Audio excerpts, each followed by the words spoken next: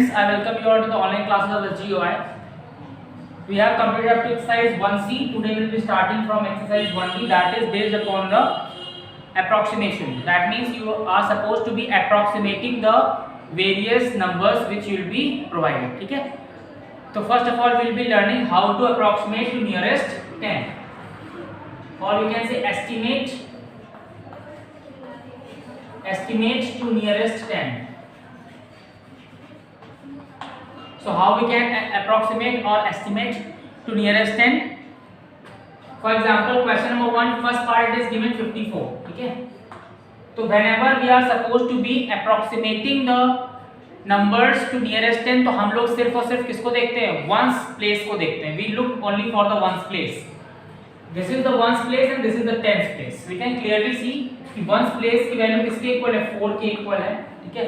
ones place is equal to 4. और अगर ones place 5 से smaller होता है, ठीक है, if the ones place is smaller than 5, ठीक है, अगर ones place 5 से smaller होता है तो what we do, ones place को 0 कर देते हैं और tens place को as it is ही रखते हैं. Answer would be 50. तो 54 का नियरेस्ट 10 क्या होगा? 54 का नियरेस्ट 10 होगा आपका 50. ठीक है, चलिए moving to the second part. It is given 327. Again we will be marking ones, tens and hundreds. Okay. So here also what we will be looking for? We will be looking for the ones value. ठीक है, लेकिन यहाँ पे जो ones value है, that is, ठीक है, जो ones का value है,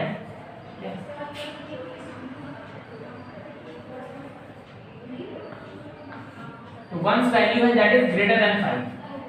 और अगर ones value greater than 5 होता है या फिर equal to 5 होता है, then what we do, हम ones place को तो 0 कर देते हैं, लेकिन tens place को +1 कर देते हैं. ऐसा है, हमें दिख रहा है 7 जो है greater than 5 है, इसलिए ones place तो 0 होगा, but tens place में +1 कर देंगे तो ये 3 होगा, बाकी as it is रहेगा. तो answer would be 330. So majorly what we have to look for, we just have to look for the ones place when we are estimating the nearest 10. जब हम लोग nearest 10 में estimate कर रहे होते हैं तो हम सिर्फ किसको चेक करते हैं? ones digit को चेक करते हैं. अगर ones digit का वैल्यू 5 से छोटा है तो ones place को 0 करेंगे, बाकी चीजें as it is रहेंगी. लेकिन अगर ones place is greater than 5 और equal to 5, then ones place को हम 0 करेंगे और tens place में 1 का increment करेंगे. ठीक है, let's take one more example. For example, part number 3. In part number 3 it is written as 2793. It is written 2793. Again mark करेंगे ones, tens, hundreds and thousands. Okay, now again we will be looking just for the ones value. Ones value को हमने देखा कि हमारा जो ones value है less than 5 है, और जब ones value less than 5 होता है तो ones को 0 करते हैं, बाकी को as it is ही लेते हैं. तो answer would be 2790. Tense value को तभी इंक्रीज करेंगे जब ones वैल्यू 5 होगी या फिर 5 से ज्यादा होगी. ठीक है, so I hope you have understood and you will be easily able to solve part number 1. That is question number 1 के जो बाकी पार्ट्स हैं आप अपने आप से कराएंगे. ठीक है, now let's move to question number 2.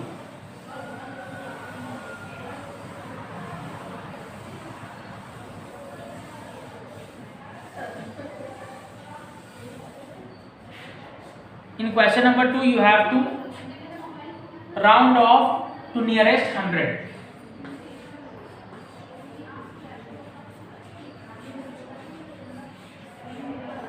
Round off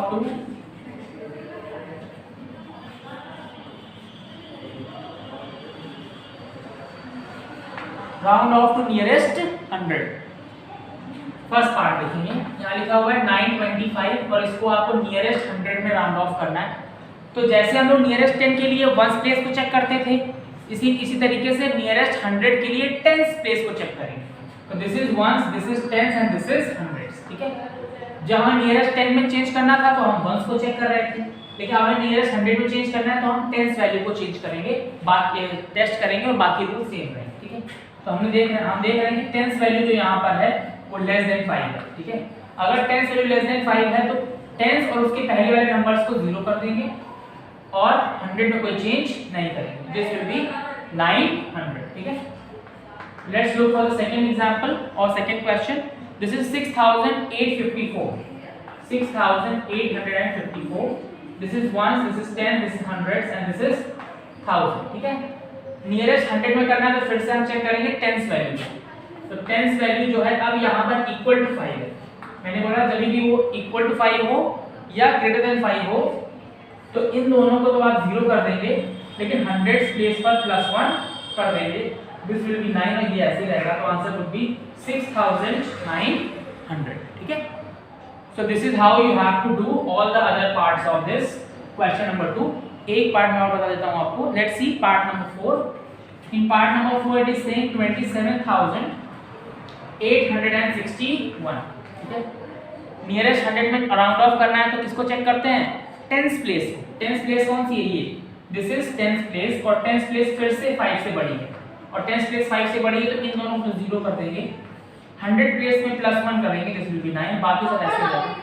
तो आंसर वुड बी 27900, ठीक है। So this is how you should be approaching all the other parts of question number 2, where you have to approximate, or you would say where you have to round off to the nearest 100, okay. Moving further to question number 3, here you have to round off to the nearest 1000.